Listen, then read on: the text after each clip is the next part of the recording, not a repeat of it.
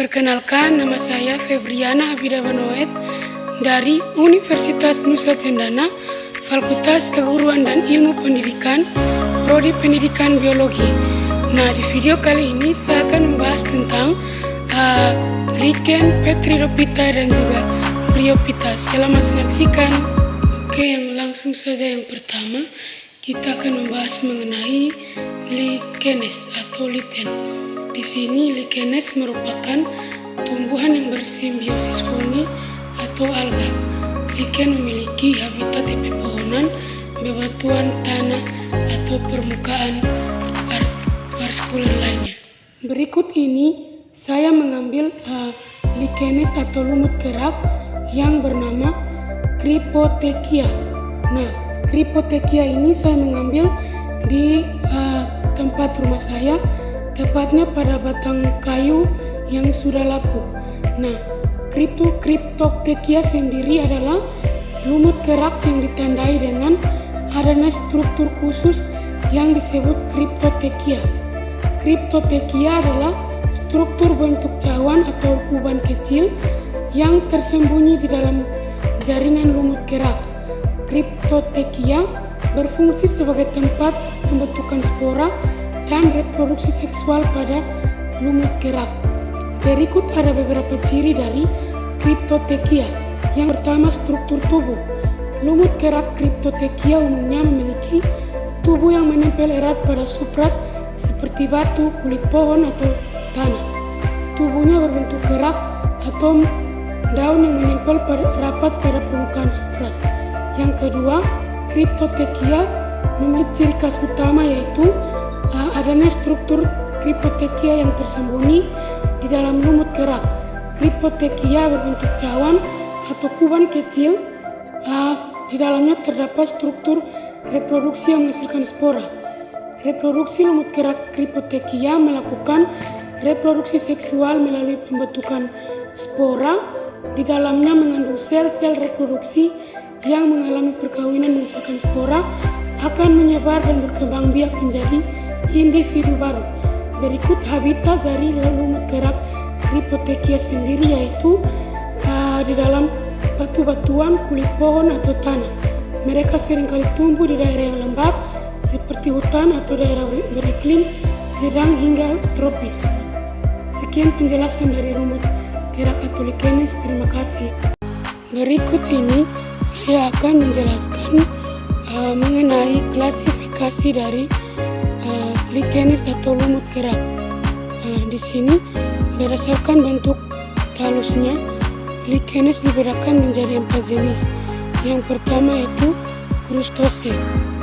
Crustacea merupakan lichenes atau lumut kerak yang mempunyai talus yang berukuran kecil, datar dan juga tipis, dan selalu lekat pada permukaan pohon. Yang kedua yaitu Foliaceae. Lichenes Foliaceae memiliki struktur seperti daun yang bentuknya tersusun oleh lobus-lobus dan relatif lebih longgar, melekat pada bagian substratnya. Bentuk talus Foliaceae ini datar dan sedikit lebar. Terdapat banyak lekukan. Bagian permukaan atas dan permukaan bawah Foliaceae tampak berbeda. Yang ketiga yaitu Furticosae. Furticosae bentuk talusnya berupa semak dengan banyak cabang dan bentuknya yang seperti pita. Yang keempat yaitu Squamulaceae. Lichenes jenis Squamulaceae ini memiliki lobus-lobus seperti sisip yang disebut squamulus dengan ukuran yang lebih kecil dan saling bertindih, yang sering memiliki struktur tubuh buah yang disebut dengan poti. Oke guys, langsung yang kedua kita akan membahas mengenai Bryophyta atau lumut. Di sini Bryophyta sendiri adalah salah satu kelas dari Kingdom Plantae, yaitu lumut. Tumbuhan lumut sendiri merupakan tumbuhan non-vaskuler yang artinya tidak memiliki akar, batang, dan daun sejati. Nah, di sini saya mengambil salah satu tumbuhan lumut lumut yaitu lumut daun. Mari kita simak bersama-sama. Nah, di sini sudah terdapat lumut daun atau yang disebut dengan Bryopsida. Adalah salah satu kelompok tumbuhan lumut yang termasuk dalam divisi Bryophyta. Lumut daun merupakan kelompok yang paling beragam dan meliputi sebagian besar lumut yang sering ditemui. Mereka memiliki bentuk yang mirip dengan tumbuhan tingkat tinggi dengan batang yang pendek dan daun yang muncul dari batang tersebut. Nah, di sini lumut daun memiliki beberapa ciri khas. Yang pertama, mempunyai struktur tubuh yang memiliki batang yang pendek dan daun yang muncul dari batang tersebut. Yang kedua, bereproduksi dengan cara spora dalam reproduksi tersebut disebut sporagium. Yang ketiga, habitatnya lumut daun umumnya ditemukan di daerah lembab seperti hutan rawa atau tebing yang lembab. Berikutnya saya akan menjelaskan mengenai Bryophyta atau lumut. Yang pertama yaitu Bryopsida atau lumut sejati. Lumut daun atau lumut sejati adalah kelompok lumut dengan anggota terbanyak, terdiri atas 5 kelompok yaitu Bryales, Andriales, Spanghales, Porticales, dan juga Buxabaumiales. Nah, Porticales dan Buxabaumiales, ciri utamanya dari kelompok ini dapat dilihat dari struktur Archogenium atau Anthridium yang terdapat pada gametofit, kemudian terdapat sporagium di ujungnya. Yang kedua yaitu Hepatopsida atau lumut hati, berasal dari hepatik yang artinya lumut hati.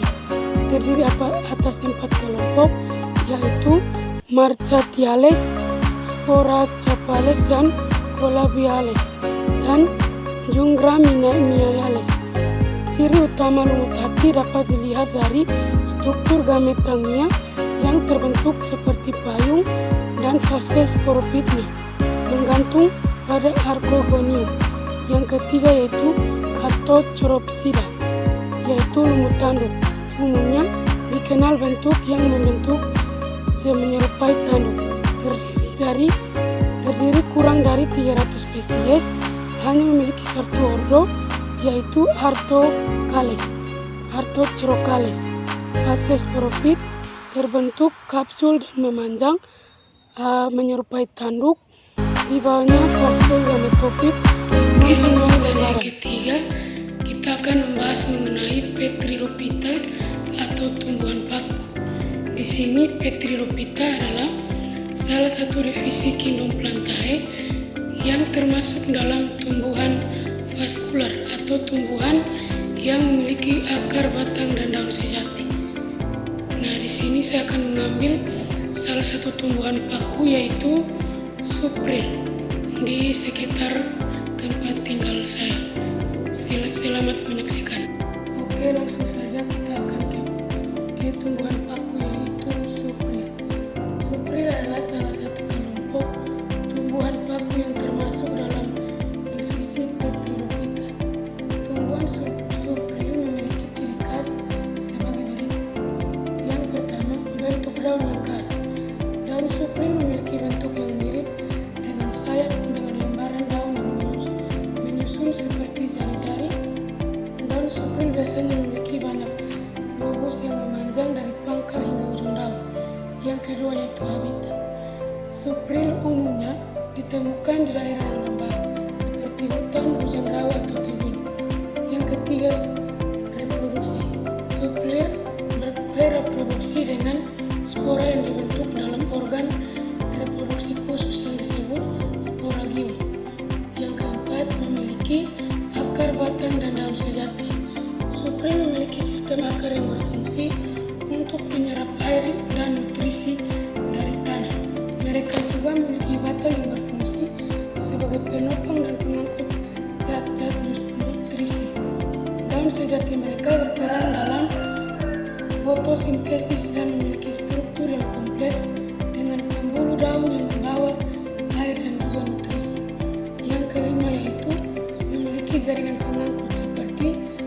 xilem dan juga phloem. Xilem mengangkut air dan mineral dari akar ke daun, dan phloem yang mengangkut nutrisi hasil fotosintesis dari daun ke bagian tubuh lainnya. Sekian dan terima kasih.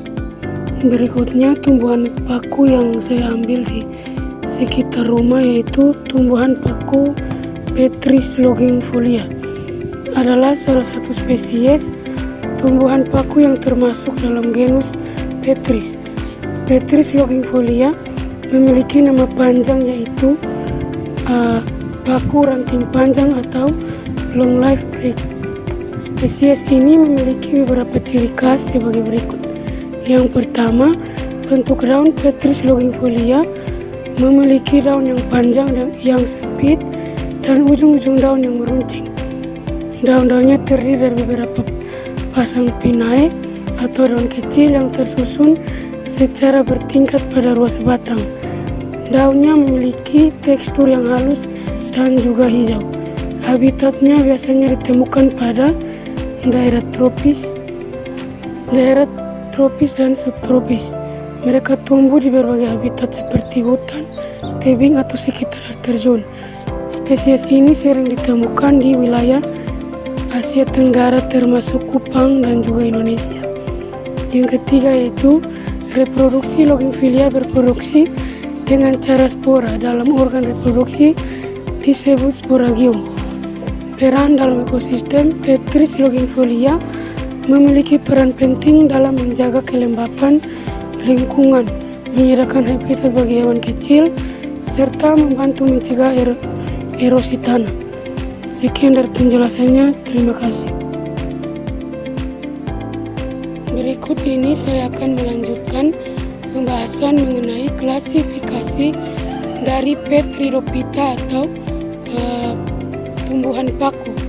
Di sini tumbuhan paku dibedakan menjadi 4 kelas, yaitu Lycopodidae atau paku kawat, Psilophytinae atau paku purba, Filicinae atau paku sejati, Euchytinae atau paku ekor kuda.